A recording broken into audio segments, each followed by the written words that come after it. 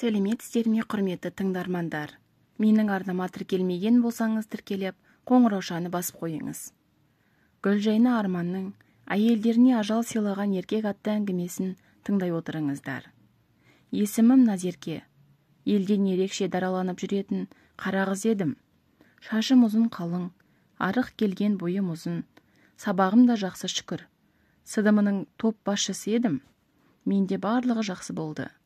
Мен 5-ші сыныпты бітіргенде әпкем тұрмыс құрды. Көрші ауылға тұрмысқа шығып, кейін қалаға бөлек шығып кетті. Ал ағам мен 9-ші сыныпқа өткенде ағам үйленді. Жеңгеме де көп қызмет жасамады.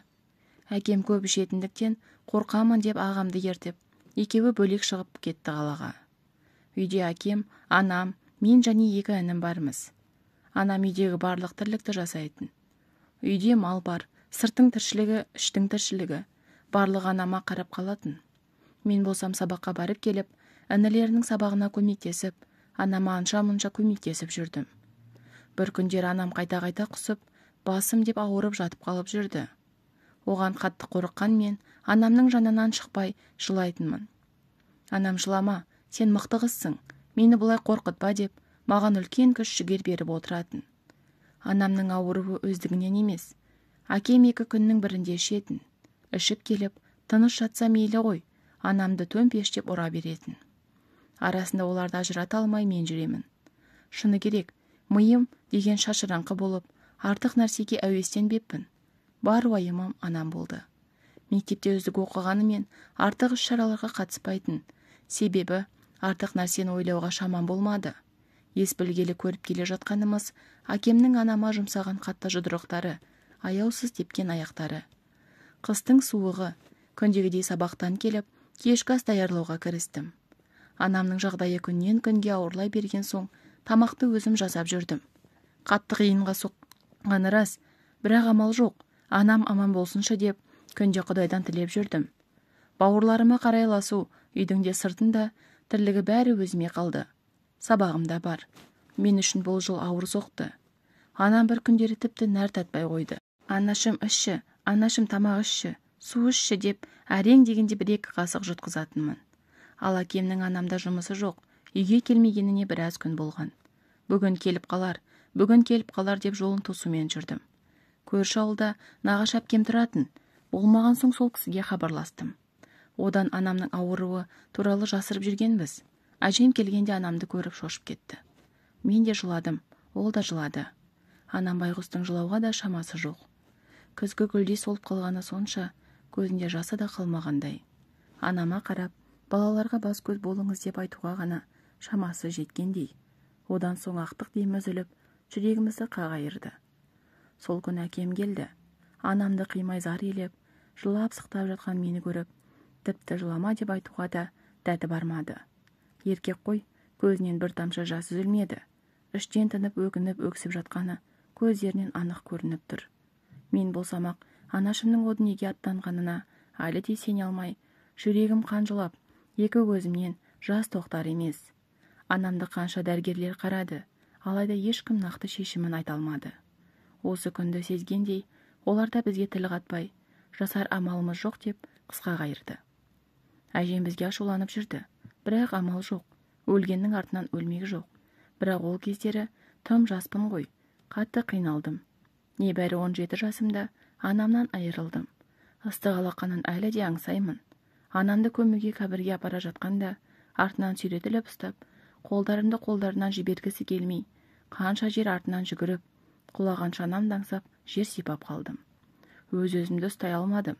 Анамның жоқтығына көндіге алмай, ішіме алай-дүлей, аласапыранға айналып, жанымды қоярға жер таппай, анамды қара жерге тапсыруға батылым бармады. Бәрі жабылып, мені сабырға шақырып, үйге апарып тастады. Шынында адамдай жылауымды қоя алмадым. Бәріне әкемді кінәладым. Әкемнің де жанын қоярға жер таппай тұрғаны анық. Жерлеуден келе сала, тағы бір жаққа кетіп қалды. Оған қарауға да мұршам жоқ. Не істесе оны істесін. Әжем қайта-қайта маған тамақ су әкеліп, мені жұбатып әлек. Байғұс әжем өзінен бұрын қызы о дүниелік болды. Оған да ауыр тиді. Анамның 40-ын өткізіп, бір шама есімізді жинап алдық. Алайда анда-санда отырып, көңілім түсіп жылап алам. Әрине ол дұрыс емес. Бірақ анамның енді өмірде жоқтығын ойласам, жанымды қоярға жер таппаймын. Әжем үйде біздің жанымызда жүр. Бізді жалғыз қалдыруға қорқады. Себебі әкем кез келген уақытта ішіп келуі мүмкін. Оған ешкім де жауап бере алмайды. Ішсе әкемнен бәрі алыс жүреді. Біраз уақыт өтті. Көктем шығып жаз келді. Алтын белгімен бітіріп, грантқа түсіп, өз күшіммен оқуға түстім. Тірі адам тіршілігін жасайды. Екі інімді әжемнің үйіне тастайын деп едім. Әкем көнбеді. Содан оқуға документтерімді тапсырып келіп едім. Әкем, қызым сенімен ақылдасатын бір жағдай бар деді. Әкеме қарап не істеді, не бүлдіріп қойды деп, әр нәрсені бір ойлап миым сан-саққа кетті. Иә, айтыңыз дедім, әкемнің көзіне тіке қарап. Әкем, сәл қысымына тұрды да, сен оқуға кетесің, үйде інілерің бар, мал жан бар, өзің білесің, үйге бір әйел адам керек деді. Мен басында бірден ашуландым, бірақ әкем айтқанынан қайтпады. Маған амал жоқ қызым, мен саған ескерттім, бірақ маған үйлену керек. Анаңның артынан жоқтау айтып, жүре бермеймін деді. Оқуға кетпей жатып, әкем үйленемін деп жан-жақтағыларды шақырып, кішігірім құран өткіздік. Үйге өгей ана келді. Өзімен бірге бір қызы бар. Бірақ оны үйге бір-екі күн жатқызды да, өзі төркініне апарып тастады. Ешбірімізге ауыр сөзі мен артық қылығын көрсетпей жүрді. Мен оны әдейі істеп жүр деп ойладым. Оқуға барып, әр сенбі-жексенбі сайын келіп тұрдым. Осылайша 1-2 жыл өте шықты. Күн суыта бастады. Інілерімнің әр келген сайын әкемнің екінші әйелі туралы сұрап тұрдым. Олар оны мама деп айтып жүр. Тіпті артынан қалмайды. Ал мен болсам, оған әлі үйренсе алмай келемін. Бар тірлікті жасап жүр ғой деп, стипендиямнан артылдырып, қысқа киетін қалыңдау халат алып бердім. Өте жайдары, әрі ақылды әйел екеніне көзім жетті. Оған енді мейірлене сүйсіне қарап жүрдім. Содан апта сайын келе бермей, 2 айда бір келіп жүрдім. Үйдегілер қиналып қалмасын деп, өзім қаладан жұмыс тауып, сабақпен жұмысты бірге алып жүрдім. 2 айдай уақыт өткенде, сабақтан 2 аптаға демалыс алып, жұмысынан да сұранып, үйге келдім. Бәрі мәз-мейрам. Кешкі асқа манты жасадық. Ол кісіні жеңге деп атап кеттім. Себебі ана деп атай алмадым. Тамақтанып болған соң, дастарханды екеулеп жинастырып жаттық. Әкем үйде жоқ еді, ішіп келіпті. Есікті қисалаңдап кіріп, екінімді құшақтап сүйіп, мені де құшақтап, балапандарым менің, қошақандарым менің деп, ақырында жеңгеме қарай, үстел үстіндегі шәйнекті алып, лақтырып жіберді. Мен аң-таңмын. Әке не істеп жатырсыз деп жеңгеме қарай жүгірдім. Қайта үстіндегі ыстық шай емес, демін алып қалған. Иығына тиді. Иығын ашып жіберіп, мұздай сүлгі тартайын деп едім. Иығы қанталап кетіпті. Кәдімгідей таң қалдым. Жеңге не болған дегенде бетіне қарадым. Ол болса бірден жылап жіберді. Әкем болса, сұмпайығатын менің бәйбішемнің орнын басамын деп ойлайсың ба? Балаларыма ана болып жарытпайсың. Көзіме көрінбей құры деп, тағы да қолына түскен заттармен жеңгемді ұрғылап жатыр. Жеңгемнің болса жылаудан басқа амалы жоқ. Мен бұрынғыдай анам мен әкемнің ортасына түскендей, әкем мен жеңгемнің ортасына түсіп, жанымды қоярға жер таппай, әкеме қой-қойлар тамағым жыртылғанша айғайладым. Екінім екі жақтан аласырып жылап жүр. Бұл түн біз үшін өте ауыр түн болды. Әкем үйден қайтадан шығып кетті. Жеңгемді келіп қайтадан ұрмаса екен деп, оның қасына екінімді алып жаттым. Әкем сол күйге келмеді. Таңертең тұрдық. Бәріміздің көзіміз ісіп кеткен. Жеңгем таңғы ас даярлап жүр екен. Шайымызды ішіп, үйлерді жинастырып шықтық. Әкемді күттім. Бірақ ол әлі де келмеді. Жеңгемнің қабағы солыңқы. Жанына барып әңгімеге тарттым. Оның бірінші күйеуі қайда екенін сұрадым. Айтуы бойынша ауыр науқастанып қайтыс болыпты. Машинаға краска жағатын жерде жұмыс жасапты. Соның кесірі деп отыр. Өйткені ауыр тікелей өкпесінен болған екен. Әңгімелесіп отырғанымызда әкем келді. Жеңгем орнынан атып тұрды. Түрі бозарып, екі көзі бадырайып кеткен. Әкемнен әбден қорқып, ортада менің жүрегім ауырып кетті. Әкем тіл қатпастан үйге кірді де жатып қалды. Жеңгем артынша бармақшы еді, мен оны тоқтаттым. Бізге ойлану керек. Алдыға қарай дұрыс жоспар құру керек. Әкем әбден күйзеліске ұшыраған дедім. Ойда жоқта жеңгем көзім қарауытып жатыр деп, қолымнан ұстап қалды. Не болды дегеніме болмады. Мұрнынан құлағынан қанаға бастады. Қорыққанымнан әкемді шақырдым.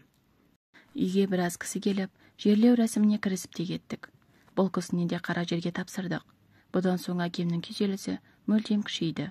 Жұрттың сөзі бар, бірақ бұның барлығы арақтан деп ойлаймын. Арақты қойса мүмкін, барлығы жақсы болар ма еді.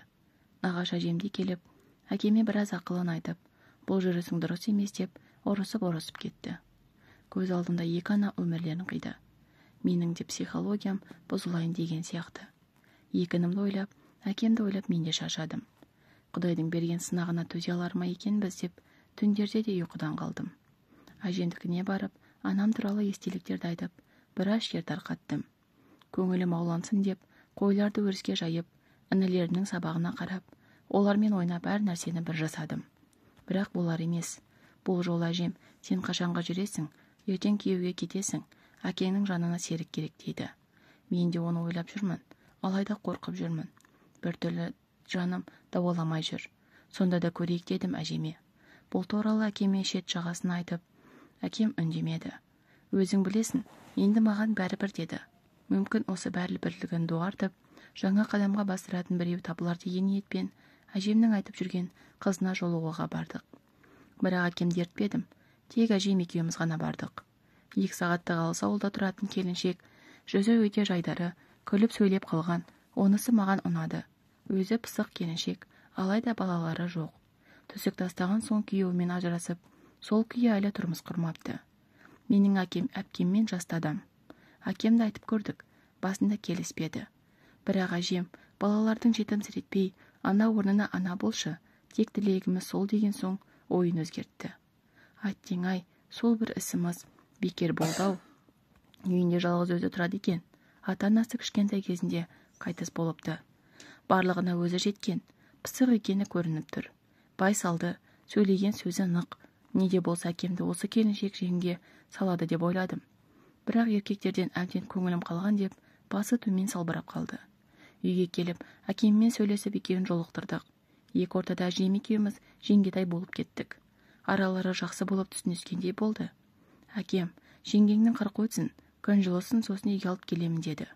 Әжем болса, нені күдесің, ертең қызың оқуына кетеді, ана балаларға кім қарайды деген соң, әкем зуылдап барып, үйінен осында алып келді. Шағын дәстүрдің ырымын жасап, отқа май тамызып үйге кіргіздік. Енді көңіліміз жай тапқандай болды. Ол келіншектің есімі Әйгерім болды. Енді көңіліміз жай тапқандай. Ол келіншектің есімі Әйгерім болды. Не деп атаймын деп жүргенде, ол менен көп жас кішкентай емессің, есіммен атай бер деді. Оқуға кететін уақытымда болды. Енді бір айдан кейін келемін деп інілеріме жұбатып қоямын. Артынша Әйгерімге, әкемнің ішетіні бар, қорқып қалмаңыз, балаларға бас көз болыңыз деп кеттім. Жұмыс жасап, бір жақ оқуымды да ыңғайлап алдым. Азаннан кешке дейін барлығына үлгеремін деп жүріп, денсаулығым сыр беріп, бүйрегім көп ауырып жүрді. Жатақханаға келе сала шаршап қалатын болдым. Ештеңеге де зауқым жоқ. Бір жақ үйдегілерді де уайымдаймын. Не істеп жатыр екен деп, хабарлассам бәрі жақсы деп, артық әңгіме айтпайды. Інілеріме сені сағындық, оқуларыңның жақсы екенін айтып, қарынымыз тоқ, уайымдама деп қояды. Оған да шүкір, жағдай бір қалыпқа түскен сияқты деп, үйге бармай жүрдім. Арада біраз уақыт өтті. Бірінші курсты бітірдім. Бітіре сала үйдегілерге сыйлық алып, үйге қарай жол тарттым. Асығып жолда түскен уақытымды затымнан бәрін шашып алдым. Көрген жұрт, Олжа келе жатыр, Олжа десті. Оған мен де мәз болып үйге қарай келемін. Ауыл тым тырыс. Үйге қарай жақындасам үйде көліктер толып тұр. Адамдар жылап жатыр. Не болып қалды деп жүрегім ұшып үйге жүгірдім. Жақындары менімен керіс көрісіп жатыр. Мен болсам түк те білмеймін. Не болды деп жан-жағындағылардан сұрап жатырмын. Бірден үйге кірдім. Әжем екінімді құшақтап жылап отыр. Әже, не болды? Қызым, сұрама. Жап-жасы болып жүрген. Отбасының шаңырағы шайқалды. Әкең ішіп келіп, үйге бір жас қызды алып келіпті. Әйгерім әкеңнен мән-жайды сұраса, әкең сен де өліп қал, сосын мынаны аламын деп айтыпты. Оны әкең ұялмай қызармай бізге айтып берді. Есалаң, осылай жасауға бола ма? Ол сөзді естіген жадындағы қыз Әйгерімді қолына ілінген пышақпен пышақтап тастап қашып кетіпті. Әйгерімнің сау тамтығы жоқ, жұрттың бәрі шошып қалған. Мына балалар да әбден шошып әлі жылап жатыр. Әкең жоқ бізге мән жайды айтты да, өздерің жерлей беріңдер деп әлгі қыздың соңынан кетті. Мен кәдімгідей таңғалдым. Не болып кетті өзі? Қалай болғаны? Әкеме не болды? Жүрегімнің біртүрлі болғаны осы екен ғой. Неге бұлай болып жатыр деп өзіме тоқтаусыз сұрақтар қоя бастадым. Бұл расында сәйкестік пе, ажал ма? Ойымды әжем бөліп, менің ойымша, әкең әйел адамның ажалы деп тағы да айтты. Мен бұған таңырқай қарағаныммен қатты таңғалмадым. Себебі әжемнің бұлай айтатындайы да бар. Үйге келген әйел адам қалай болса да, нендей жағдай болса да көз жұмып жатыр. Бұл жағдайда ешқандай да түсінбедім. Дуа дегенді естігенмін, бірақ бұлай кім жасаюы мүмкін? Мүмкін жай сәйкестік шығар. Осы ой мені жеп барады. Әйгерімді ақтық сапарға шығарып салдық. Оның ешқандай туысы жоқ. Жаныма бататыны сол. Біреу-міреу іздеп келеме деп біраз күттік. Бірақ ешкім келмеді. 40-на дейін күттік. Амал жоқ. Тағдырға не өкпеміз бар. Бізден де әжемнің басқасынан бәрі алыстап кеткен. Әкемді келіс көрсе жұрт шошиды. Неге тағдырдың сыны бітпейді екен деп бір күрсініп аламыз. Жылай-жылай көзінде жас тоқтап құрғап қалғандай. Менің де әл дәрменім қалмады. Тағдырға, Алла тағалаға айтар сырымыз жоқ. Мүмкін болайын деп тұрған нәрсе осы шығар. Қанша әкемді жақсы жаққа өзгертуге тырысқаныммен ешбір мән болмады.